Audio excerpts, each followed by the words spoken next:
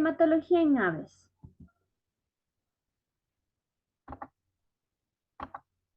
¿Qué es la hematología? La hematología es bueno, es un proceso en donde el cual se puede observar más la técnica, cómo coger y obtener las muestras de sangre de las aves en ciertos puntos. Como puntos principales sería que la hematología es una técnica rápida y muy barata.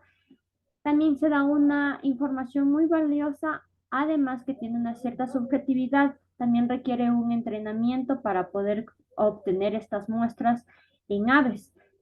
Sus valores de referencia son limitados. Para hacer la venipunción, aquí podemos ver una imagen donde se está haciendo en el radial, en este caso sería en el alar. También se puede hacer en la yugular o en la metatarsal. Las jeringas deben ser heparinizadas máximo al 1%, dependiendo del peso de ave en gramos. Para la obtención de la muestra en sangre tenemos que sacarle 2 centímetros en la jeringa. La toma la toma de muestras se basa en 6 puntos. En el primer punto, que se puede decir que se procesa lo más antes posible para así mantener una cadena de frío, para que el tercer punto tengamos una mejor hemólisis de coagulación, para así no tener una elección, un error de elección al momento del método.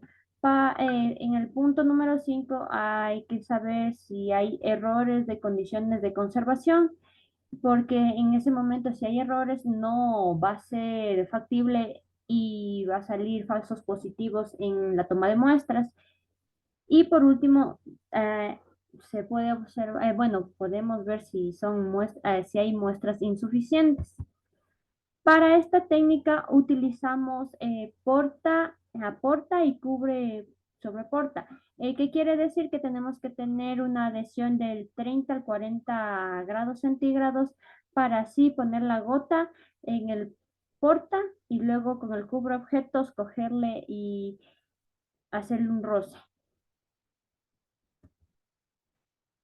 ¿Qué se hacen con estas pruebas? Se puede hacer pruebas serológicas, en este caso que sería del ELISA, que es un inmunoensayo ligado a la enzima, o la BNSN, que sería el virus del cero neutralizados, la PCR, que es la reacción en cadena de la polimerasa.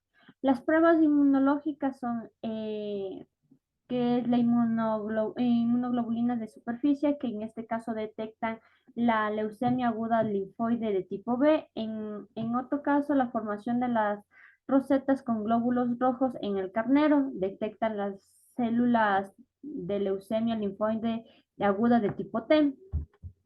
La conservación de las muestras hematológicas se puede observar dos, que una es la hematopoiesis, la otra es la hematopoiesis esplénica. ¿Qué se diferencia en estas?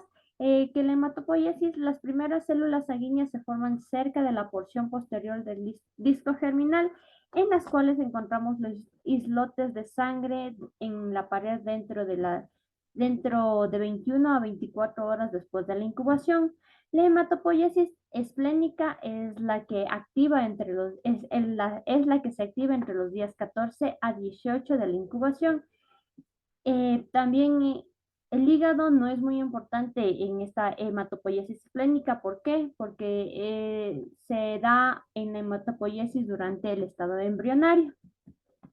La morfología del eritrocito son células inmaduras de la serie eriteroide. Se llama citoblasto o rubiblasto. Le sigue con bueno, esta es las fases que le siguen, que sería el eritroblasto basófilo y eritroblasto policromatófilo. Esta forma la hemoglobina posterior que forma los reticulocitos y los eritrocitos maduros. En la morfología de los eritrocitos también podemos decir que son células aplanadas, eliploides con un citoplasma uniforme de color rosa anaranjado y un núcleo oval de color púrpura oscuro. Su cromátide es condensada e inactivada. Tiene una vida media entre los 28 y 45 días. Este es menor a los de los mamíferos. Los artefactos que se utilizan para los eritrocitos son núcleos libres, libres amorfos que se deben diferenciar entre los trombocitos o pequeños linfocitos. Por otro lado, tenemos que rotular las células para así ver las variaciones de localización en el núcleo o núcleo de identificaciones de los eritrocitos. Aquí podemos ver las fases, cómo van haciéndose los eritrocitos. Por ejemplo, la primera imagen representa el rubiblasto, que por sus características es una célula grande con un núcleo redondo y central que contiene una cromátida glandular y condensa los núcleos prominentes. La siguiente imagen, que sería el rubricito basofílico, es un citoplasma basófilo homogéneo y un núcleo redondo con la cromátida condensada. En la tercera imagen tenemos un rubricito cromático tardío, es decir, que es redondo, pero tiene un citoplasma de color gris y es un poco más grande el núcleo, con la cromátida irregularmente granular. Y por último tenemos a los reticulocitos, que se caracteriza por contener los restos de ARN en su citoplasma y es visible con su tinción de azul de metileno nuevo. El control de la hematopoiesis se puede decir que es un estímulo inicial para la producción de los eritrocitos. Es la hipoxia donde se estimula el riñón, donde se produce la eritropoiesis.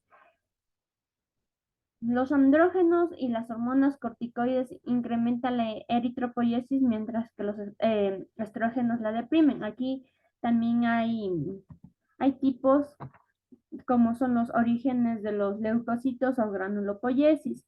Bueno, es un proceso de renovación celular en el cual la producción celular es igual a la destrucción.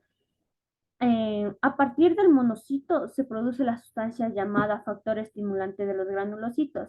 Durante el proceso inflamatorio, las células lesionadas crean el factor termolábil, productor de la leucocitosis. Este proceso de maduración de los granulocitos tiene ciertas etapas. Por ejemplo, las etapas que sería el mieloblasto, que sería la imagen de su izquierda superior, ese es el mieloblasto. El progranulocito es el que está a su derecha superior. El mielocito es el que está a su derecha inferior. El metamielocisto es el que está a su derecha inferior. Y hay también la célula blanda y los granulocitos, que a continuación también se va a dar respectivo, cómo son cada uno de ellos. Aquí podemos observar la serie blanca. La serie blanca se caracteriza por heterófilos, eosinófilos y los monocitos. Los heterófilos se caracterizan más en la toxicidad, como son en el citoplasma del color gris azulado, eh, el citoplasma vacuolizado y espumoso. Tiene también paredes celulares rotas de granulación y gránulos normales, también para tener una degeneración del núcleo. Los heterófilos son células redondas con el núcleo lobulado y con la cromátida muy agregada. Su citoplasma no es teñido, con gránulos eosinófilos espiculados con un cuerpo retráctil en el centro. Los heterófilos también son inmaduros, también representan asimismo a los granulocitos esféricos o inmaduros también del citoplasma basófilo y el núcleo que no son segmentados. Son signos de gran demanda en el heterófilo en el momento del organismo. En cambio, también aumenta en las enfermedades producidas por bacterias. Por ejemplo, son la clamidia, la neoplasia, también son por hongos y por micobacterias. También son traumas tisulares, son enfermedades que inflaman, son inflamatorias, son severas y también puede provocar la peritonitis. Los eosinófilos son células redondas del citoplasma uniforme ligeramente azulados. La forma y el color de los gránulos son muy variables según las especies. Pueden ser basófilos o teñirse de Asporis. También pueden aumentar en los parásitos intestinales, pulmones y sobre todo ocasionalmente en las parasitosis sanguíneas y cutáneas. Puede provocar un daño tisular en ninfas. El basófilo, en cambio, son células redondas del citoplasma, uniforme y ligeramente azuladas, es un núcleo redondo ovalado, no lobulado y gránulos intensamente basófilos que son más pequeños que los eosinófilos y también son redondos que contienen histamina. Son células más pequeñas que los heterófilos y son fácilmente de reconocer. Estos aumentan en trauma tisular o enfermedades crónicas. En los linfocitos existen linfocitos grandes, inmaduros, medianos y pequeños. En sangre periféricas normalmente hay más pequeños y medianos. En este caso también va a aumentar en viriosis y va a disminuir en hemogramas de estrés y córticos. En la serie blanca tenemos también a los monocitos. Los monocitos en su forma varían redonda o ameboide. Son células grandes que los linfocitos con más citoplasmas y son más oscuros. Tienen un color azul grisáceo y a menudo con vacuolas. Este citoplasma se puede distinguir en dos zonas, una teñida cerca del núcleo y la otra más periférica. El núcleo elongado, incrementado y generalmente es extendido con la cromátida menos densa que los linfocitos maduros. Aquí podemos observar unas imágenes sobre los componentes celulares en sangre de aves, que el A nos indica que es un eritrocito, la B es un heterófilo, la C podemos observar que es un eosinófilo, la D que puede ser un basófilo, E es un linfocito, F es un monocito y la G es un trombocito. Muchas gracias.